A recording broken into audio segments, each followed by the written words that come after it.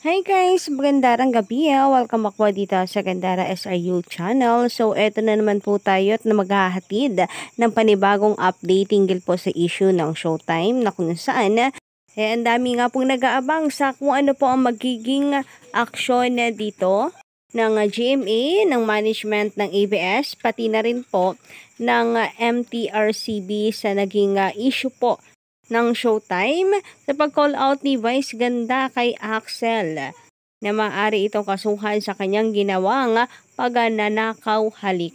Ayon kasi sa kanya, dapat mayroong consent at magpapaalam. Ipinaliwanag man ni Vice Ganda ang reasons kung bakit hindi sila magsasorry dahil sa palagay nila'y tama ang kanilang ginawa. Naniniwala pa rin ang mga netizens na kinakailangang humingi ng tawad ni Vice Ganda sapagkat si Axel ay napahiya at tamang akala lang yung kanilang naging reaksyon dahil hindi naman talaga hahalikan or ibebeso man lang ni Axel itong si Christine. Yung sobrang kalabisan ng kanyang mga binitawang salita ang dapat daw niyang ihingi ng sorry. Pero nagsalita na itong si Miss Lala Soto na kung saan ay chairperson po ng MTRCB. Na alam din po natin na naging kontrabida ang tingin ng kapamilya fans sa kanya dahil sa pagpapasuspinde nito sa Showtime dahil sa issue or nakaraang issue po ng Showtime, yung sa pagsubo po ng icing ni Vice Ganda sa harap po ng mga bata na medyo malaswa po ang dating. Ganun pa man dahil another issue po sa Showtime, inaasahan po ng marami na magkakaroon po ng aksyon ng MTRCB dito or nag-aantay ng statement nila hinggil po sa issue. Kagaya na nga lang po nito, sabi dito man, Vice Ganda ko, made a no apology to Axel for he did during segment in its Showtime. That is a big no. Unless it's Showtime na, will be suspended by MTRCB or shut down. Maybe don't get deserve to be number 1 na noontime show. Justice for Axel. So, ayun. Another suspension for Showtime ang pinag-uusapan dahil sa panibagong issue na naman nga ng Showtime. Napakalaking issue po na nangyari kasi ang dami rin pong nagbigay ng kanilang opinions, pati po ang publiko ay talagang meron pong panawagan na sana naman nga daw po ay tigilan na ni Vice Ganda yung pang mamaliit sa ibang tao. Until now, to be honest, meron pa rin po sumisigaw ng justice for Axel.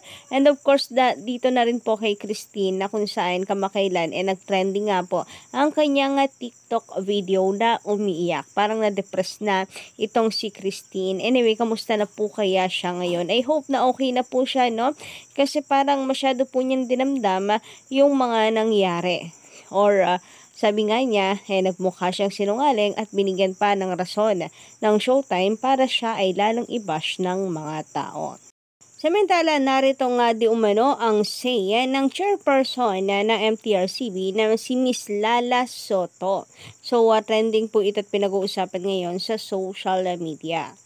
Tara nga't pag-usapan po natin ano kaya ang kaniyang opinion about dito. Mula sa post ng Bandera, credit po pala sa kanila, walang violation na ginawang pagsalita or ang ginawang pagsalita ng TV host na si Vice Ganda sa male contestant na especially for you na si Axel Cruz sa plano nitong ibeso ang babaeng searcher na si Christine.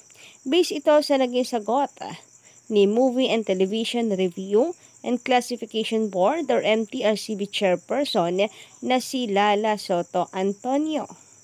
Matapos hingan ng komento ng Showbiz Insider na si Ogie Diaz, lalo't maraming netizens at personalidad ang nakikisawsaw sa issue na kaliwat kanan ang bash kay Vice. Ayon po dito sa kanilang headline, pagsalita ni Vice kay Axel wala raw violation sa MTRCB say ni Ogie Diaz.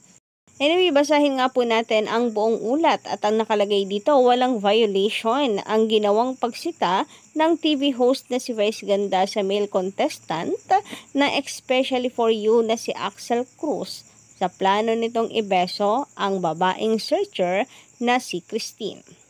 Base or base ito sa naging sagot ni Movie and Television Review and Classification Board or MTRCB Chairperson Lala Soto Antonio matapos hinga ng komento ng Showbiz Insider na si Ogie Diaz lalo't maraming netizens and personalidad ang nakikisawsaw sa issue na kaliwat kanan ang bash kay Vice Ganda. Kwento ni Ogie sa Showbiz Update vlog nila ni Mama Loy kasama si Josa Poco na ibinandera sa YouTube channel kagabi, June 7, wala raw iyon.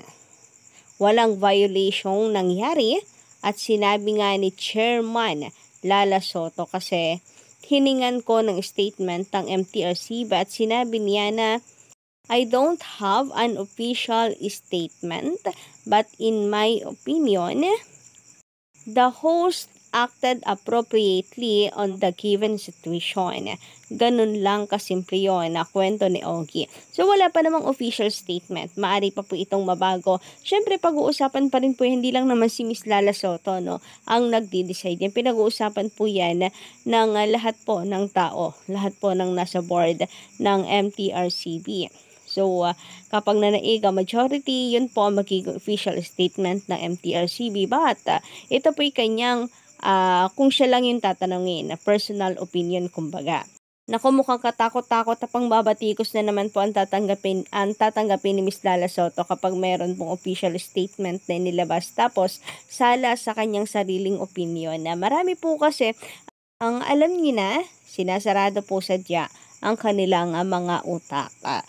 Pag hindi po sumasang-ayon sa gusto nila, yung mga lumalabas or ang statement na gusto nilang marinig. Anyway, sabi pa dito, sa tingin din ng vlogger na kaya ayaw nang magsalita pa ng hepe ng ahensya ng gobyerno ay dahil posible siyang kuyugin ng bashers. Kung ako, kilala ko si Lala, ayaw na niyang masyadong magsasalita. I'm sure maraming humihingi ng panig niya, syempre. Pag nagsalita si Lala, ibabash si Lala kasi nga kalaban yung tatay or Tito Soto, yung Itbulaga, yung show ni Vice, sambit ni Ogie.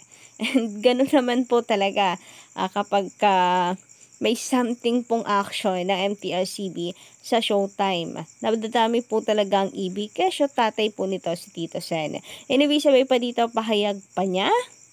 And ang alam ko ay paboritong panoorin ni Chairman Lala ang Especially for You. Kaya alam niya na wala raw violation na nangyari. At tama lamang daw yung ginawa ni Vice na pag-call out. Iba-iba ang opinyon ng mga tao. Depende na lang talaga kung pagaganahin mo ang pagiging balanse mo o pagiging fair mo doon sa pangyayari. Ani pa ng talent manager. Nabanggit pa na hindi rin may iwasan ang beso sa showbiz or beso-beso sa showbiz. Lalo na sa magkakakilala at magkakaibigan kapag nagkita or nagpapaalamanan kahit parehong lalaki at babae. So, ayun, bale maiksi lang din pala itong binitawan or ibinigay na opinion ni Miss Lala Soto, no? And again, uulitin lang po natin, hindi to kanyang official statement. Lalo na kung sa MTRCB side ang hinahanap po ninyong statement. Yun po ay kanyang personal opinion lamang, maari pa pong magbago. Kaya kung sakaling maiba yung ihip ng hangin, na syempre, panag-usap-usap po ang sa MTRCB ay syempre majority wins, diba? Kung taliwas ito sa naging opinion at pananaw ni Miss Lala Soto, buksan po natin ang atin pong isipan. Baka mamaya, madamay na naman po ang Itbulaga at ang si Tito Sen na nananahimik at gunagawa po ng mabuti yung kanilang trabaho. Actually, napakaganda po ng Itbulaga ngayon, lalo na yung kanilang Dear Itbulaga, yung Rewind. yung kanilang sugod bahay. So, wala silang ginagawa kundi pagbutihin ang kanilang programa. So, sana wag pong idamay. Samantala, sabi nga dito, mayroon pong nananatili na pabor na i-shutdown na lang daw ang Showtime. Kagaya po nito. Masaklap kasi may lumabas sa TikTok video na si girl umiiyak. Upload ng kapatid ni ex ni Christine. Kaya dami na namang galit at pilit na pinapa-shutdown ang Showtime.